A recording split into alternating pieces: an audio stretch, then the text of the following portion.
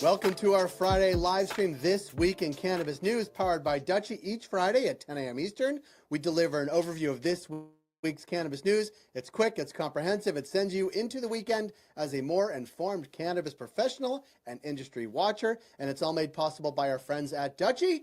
You can find out how to connect with the team at Dutchie through a link in the show notes. Now, let's get to it. Terrence Cole, President Trump's nominee to lead the Drug Enforcement Administration, on Wednesday said restarting the hearings on whether to reclassify cannabis as a Schedule III drug would be one of my first priorities if confirmed. But Cole declined to specifically endorse the proposed rule change. When pressed by Senator Alex Padilla of California, a Democrat, Cole said he didn't know if he was committed to the change. I'm leaving the door open to studying everything that's been done so far so I can make a determination. He was answering questions during his confirmation hearing in front of the Senate Judiciary Committee. New York State has ordered cannabis processor Omnium Health to quarantine 284 different products, including 200 made in partnership with Stizzy and M-Fused. The order came amid a statewide investigation into allegations that cannabis producers have been importing products from outside of New York into the state to sell in licensed dispensaries, a practice called inversion. Allegations of inversion appear to be confirmed by an independent investigation from the New York Medical Cannabis Industry Association.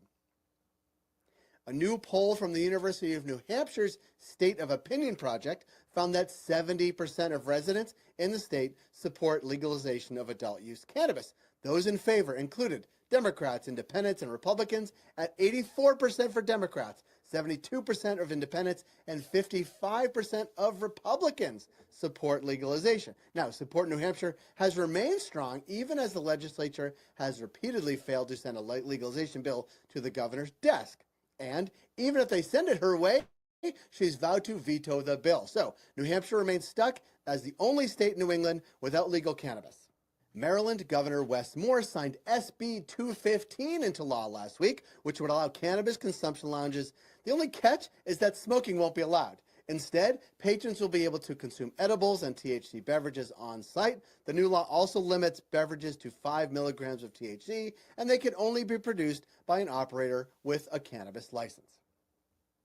In case you missed it, this week we were thrilled to announce that Lit Alerts has become the official insights partner of Cultivated. Starting Tuesday, you will start to see exclusive insights from the team at Lit Alerts in this newsletter each week as you get in your inbox. And if you don't already know Lit Alerts, you soon will. They are some of the smartest people in the business doing amazing work around cannabis data and insights. So look for more in our Tuesday newsletters. One sad thing, reporter Chris Kosaki was laid off from MJ Biz just days after reporting on 420, he said on LinkedIn. The layoff comes after Crane Communications shuttered Green Market Report last week, cannabis industry news outlet. You'll recognize Chris Kosaki's name because a lot of last year he was featured in our Friday segments at this exact time that we did in partnership with MJ Biz. And we'll end on one fun thing, sort of fun thing.